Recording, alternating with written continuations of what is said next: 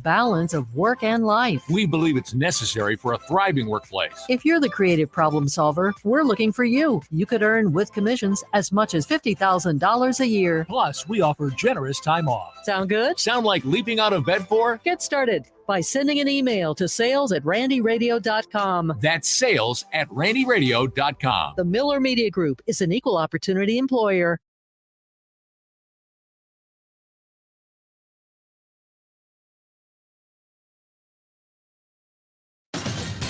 In Central Illinois, WHOW. Top of the morning. Thanks for being with us. I'm your host today, Seth Lawrence. The WHOW Morning Show streams to Facebook and YouTube. It's brought to you by Peterson Insurance, your Pekin Insurance agent in Clinton. We welcome into the studio this morning the students from the Sangamon Valley CEO Program, and we are going to talk with them kind of in segments here for this morning. So we start with John Freeze with us here this morning, Rachel Talbert, and Drew Shepard to start things out. John, tell us about yourself, your school that you come from. How about some of those things? So I'm John Freeze. I go to Cerro Gordo High School. So for my individual business, I'm doing a lawn service. It's called John's Lawn Services. Sure. What made you, John, want to get into the CEO program? So I was just really interested in just learning more about the local businesses in the area and just being able to create my own business and then help out on the class business. Sure. Swing that over to Rose. I want to ask Rose, what school do you come from, Rose? I'm from Monticello High School. Sure. So tell us why you got into the CEO program. I got into the CEO program mainly because I wanted to start my own business and I didn't know what steps I would have to take at first. For sure. So what do you want to do after high school? Like, do you know what kind of a business you want to own? Just a small business where I can still sell products and go to college at the same time. Sure. Drew Shepard, tell us about yourself. Where do you come from? Yep. So my name is Drew Shepard and I go to Monticello High School. I originally joined CEO just because I heard that it was a lot of experience with local businesses, and that kind of intrigued me at the beginning. I didn't know a lot of even the business, even in my own small town. So I thought it'd be a cool opportunity to learn more about that and meet some new cool people. For sure. So what has been the highlight of your experience in the program? Like, what have been some visits you've enjoyed? What are some lessons you've learned? How about that? Yeah. One of the biggest things for me is like I struggled for a little bit to find out kind of like what I wanted to do. I have kind of a wide range of interests. So not only to help kind of see what I did and didn't like, but to also just hear other people's stories and how they had different journeys to get where they are, and they even bounced around themselves and they turned out very successful. And so it's kind of okay to pick one path and then pivot a little later. Absolutely. Rose, what have been the highlights of the program from your perspective?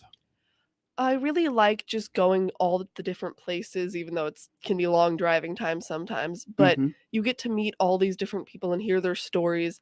And especially in high school, they tell you like you have to have everything figured out for college. Right. And a lot of these people did one thing for a couple of years and then moved to something else that they wanted to try it and ended up liking more. For sure. So what are some of the highlights of the visits that you've made? Like, was there one that stood out more than another?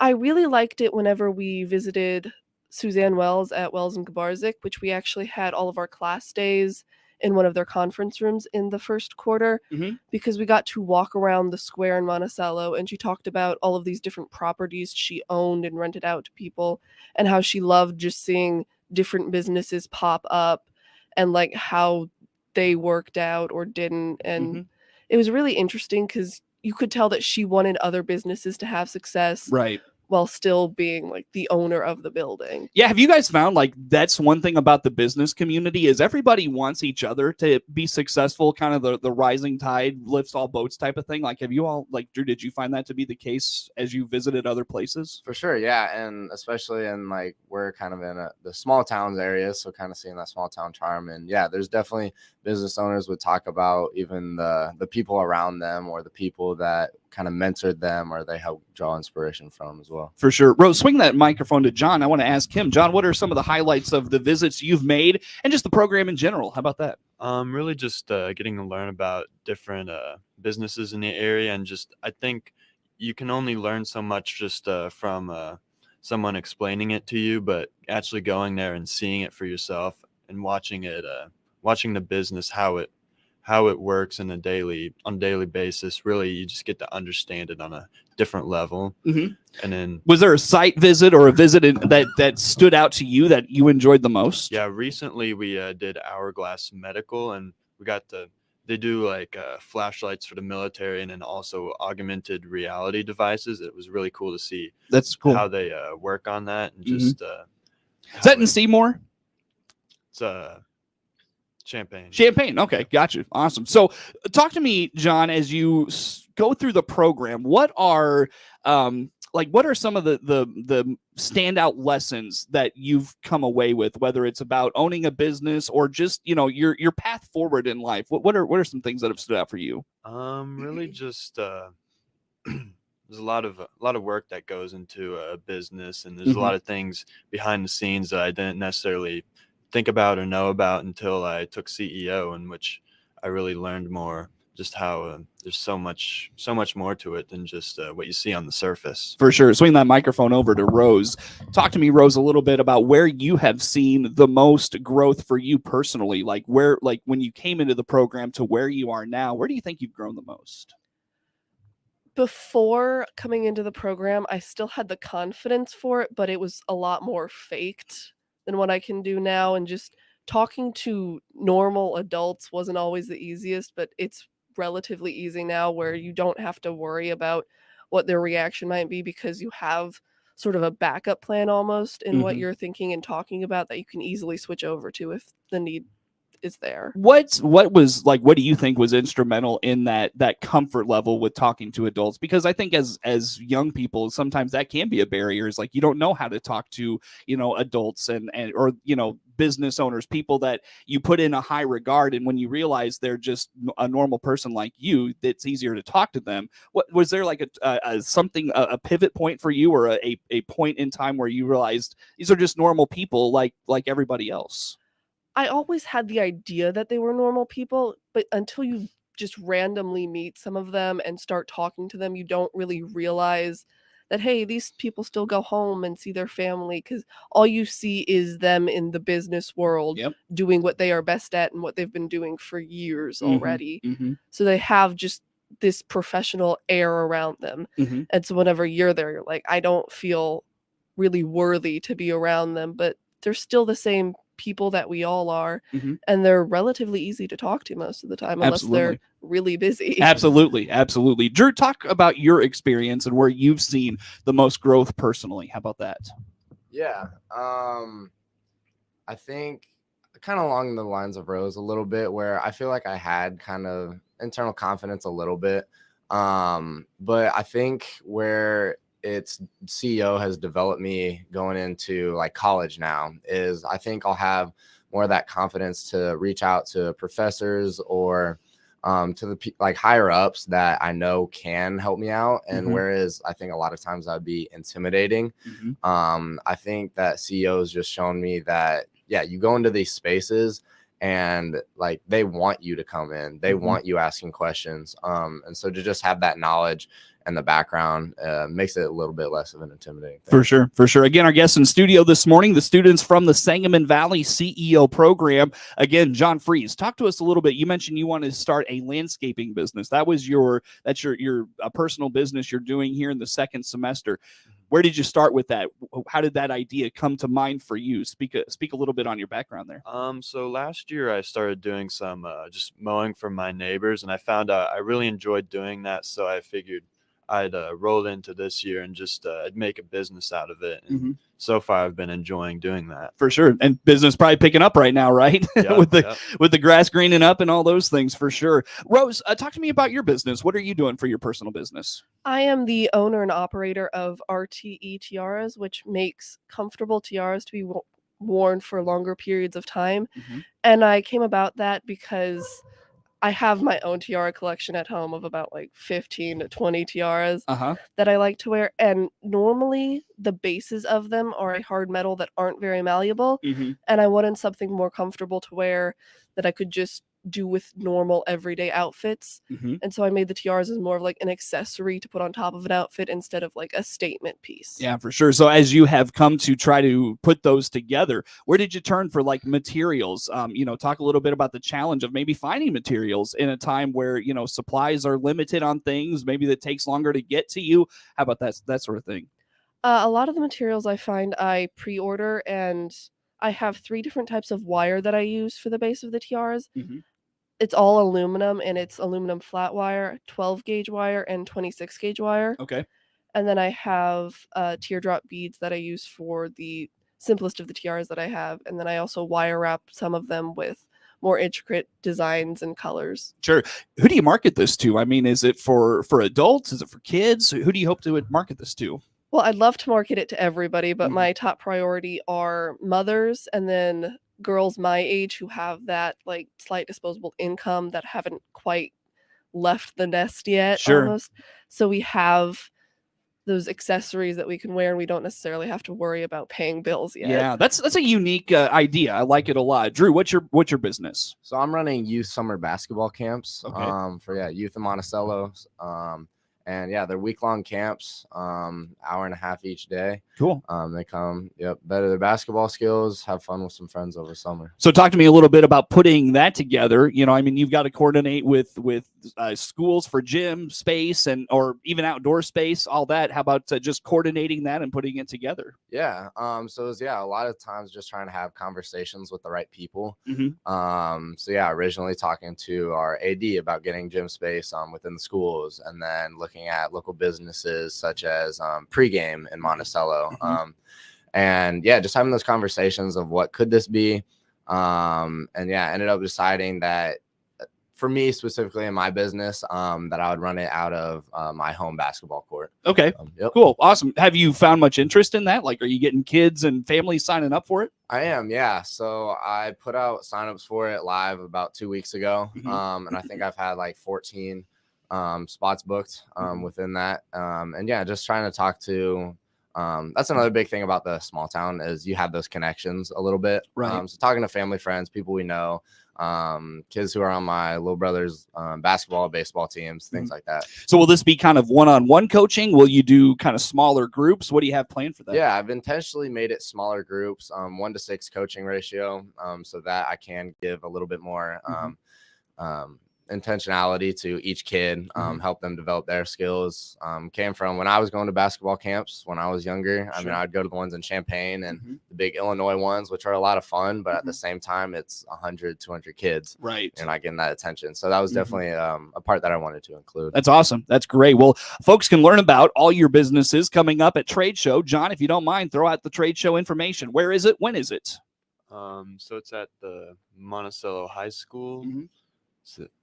In the Seaver Center. In the Seaver Center. Sure. And what is the date? May 4th. All right. Very good. Thursday. Is there times on that? 5 to 7. Very good. Very good, guys. All right. That is the students from the Sangamon Valley CEO Program, our guest in studio here for this morning. We'll talk more with more students when we come back on the WHOW Morning Show.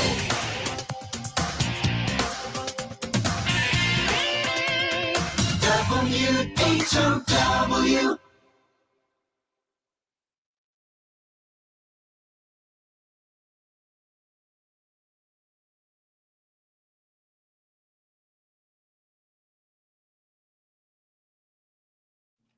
Let's check the opening numbers now at the Chicago Board of Trade on this Wednesday. Jim Taylor, RFD Radio Network. Corn starting slightly lower, beans steady, and wheat slightly higher. May corn 6.46 1/4, down 1/4. July corn down 2 pennies, 6.05 3/4. December new crop 5.45 1/4, down 3. May beans starting the day 14.45 1/4, unchanged. July beans 14.17 3/4, up 1/4. November new crop 12.65, down a penny. May Chicago wheat 6.39 3/4, up a penny. July wheat up 1 1/4, 6.54 1/4, and September wheat starting this Wednesday 6.65 3/4. That's up a penny. May bean meal 4.30.40, that's down 4.40, and May bean oil 51.58, down 13 cents. Opening numbers at the Chicago Board of Trade for this Wednesday morning. I'm Jim Taylor. If you think a new or used car is in your future, the time is now to call the Baum Chevrolet Buick sales team here in Clinton or Farmer City. This is Scott Baum. With a professional sales consultant in your corner, the vehicle search is easy. Meet with our sales team to go over your wants and needs. We'll start the search and do all the legwork for you. With so many models and options to choose from, we can help you get the information you need. BaumChevyBuick.com. Right from the start. Dave Jackson here, owner of your Save-A-Lot store in downtown Clinton, here to talk to you about savings and shopping made simple. We offer huge savings in the absolute freshest and wildly popular meat and produce departments in the area. Simple means you won't need a card, have to shop on certain days, a phone app or a coupon book, look at an ad with roller coaster prices.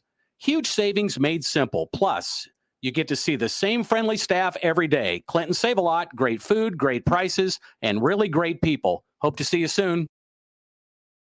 Your friend in Central Illinois, WHOW.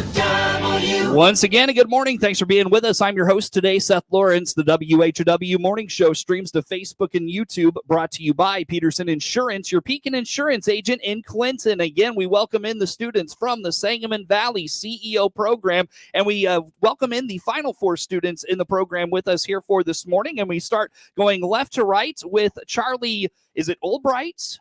Ulbricht. And Charlie, tell us about yourself. What school do you go to, and why did you get into the CEO program? So my name's Charlie Ulbricht. I go to Argenta Oriana High School. I got into the CEO program because I wanted to learn more about local businesses, and I also wasn't sure what I wanted to do after high school, so it kind of exposed me to some different people and different businesses. Talk to me a little bit about that component. Like, how has that kind of developed your outlook beyond high school? How has this program helped you, think about what's next for you? So I didn't know what college I wanted to go to specifically. We went on a visit to Millikan, and I'm actually going to Millikan University now, so there's that. We've also went to several different businesses and stuff that have different, like, they do different things, and it's made me realize, like, I can change what I want to do. It's okay to not know exactly what I'm going to do. Right.